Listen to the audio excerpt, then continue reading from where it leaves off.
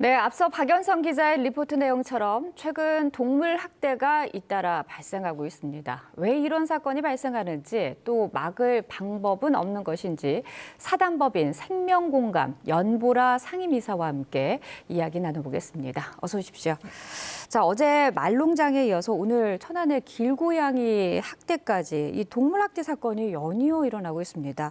자, 이번 사건들 지켜보면서 어떤 생각이 드셨어요?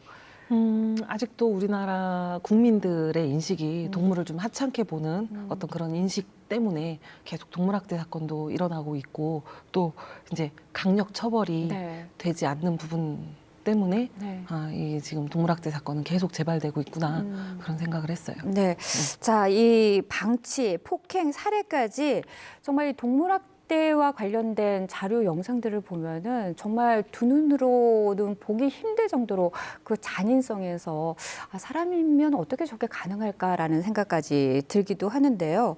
그렇다면은 이런 가해자들이 계속해서 이 동물 학대를 하는 이유 어디에서 있다고 볼 수가 있을까요?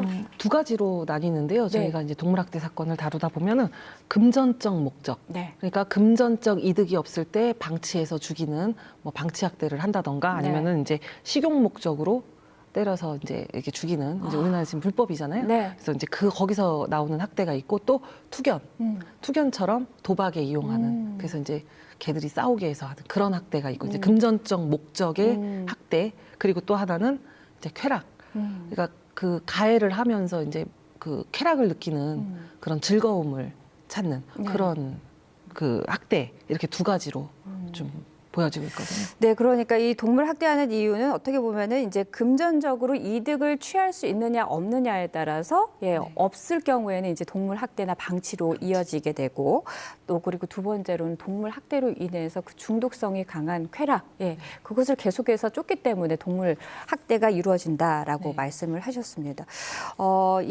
그렇다면은 동물 학대 사건이 잇따라 발생하면서 사실 이제 처벌 수위가 과거보다는 좀 이렇게 많이 높아지고 달라지고 있다라고는 하는데 일각에서는 여전히 솜방망이 처벌이다 이렇게 얘기들을 하시거든요. 현재 그렇다면은 어떻게 동물 학대와 관련된 처벌 수위 어떻게 보고 계십니까? 지금 동물보호법은 매년 개정이 되면서 계속 상향이 돼서 지금은 이제 동물을 학대했을 경우에 3년 이하의 징역이나 3천만 원 이하의 벌금형으로 지금 정해져 있어요. 하지만 실제로 그 동물학대 행위를 한 그 가해자들이 처벌을 받는 수위는 아직도 되게 낮은데요.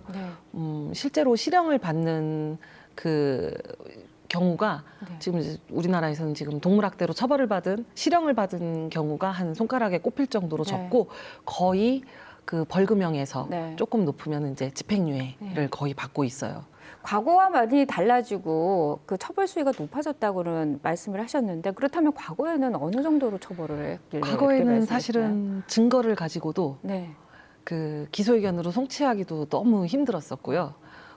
이제 그 힘들게 기소의견으로 송치가 되더라도 이제 그 300만 원 벌금이 고작 그게 제일 큰 벌금형이었었어요. 근데 이제 근래에는 그래도 조금 동물학대 범죄를 조금 중하게 보면서 그 사법기관에서 좀 처벌을 하고는 좀 뭐 조금 높은 처벌을 한다고는 하지만 사실은 구속 수사를 하는 경우도 없고 이제 잔인하게 동물을 죽였어도 그리고 실제로 뭐 집행유예 정도 많이 높아도 그렇게 하다 보니까 계속 뭐 너무 적은 처벌을 받고 있죠. 네. 그렇다면은 이 동물 학대를 줄이기 위해서는 우리 이사님께서는 이 처벌을 더 강화해야 된다고 보시는 건지 아니면 그 외에 또 다른 대안이 또 필요하다고 보시는 건지요?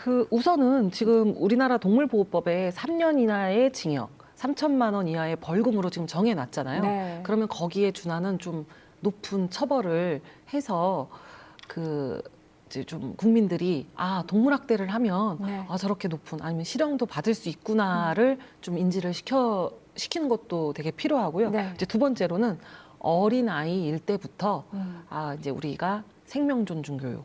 그래서 어린 아이일 때부터 우리가 그 지구라는 우리 이제 이 지구라는 곳에 사람뿐만이 아닌 뭐 자연과 동물이 다 함께 누리는 네. 공존해야 된다. 네. 생명은 소중하다는 그런 교육이 어릴 때부터 계속 이루어져야 된다고 생각을 해요. 그러니까 이 같은 생명체로서 어떤 생명이라도 다 소중하다. 예, 어떤 것은 하찮고 어떤 것이 더 낫지 않다라는 그런 교육이 함께 이루어지면서 그리고 그에 따른 동물학대가 있을 시에는 더 강력한 처벌이 함께 따라야지 사람들이 경각심을 가질 수 있다라는 말씀이신 것 같습니다.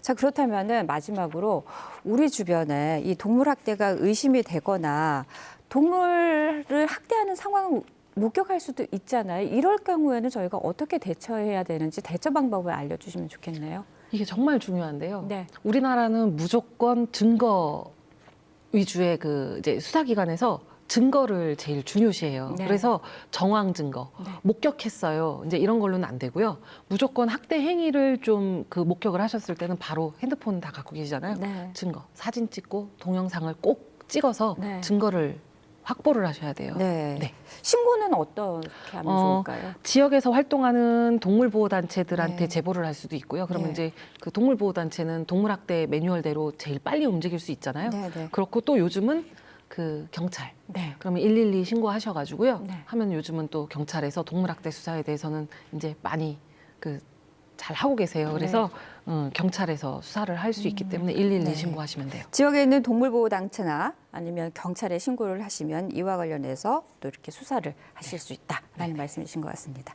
자, 오늘 말씀은 여기까지 듣도록 하겠습니다. 고맙습니다. 감사합니다.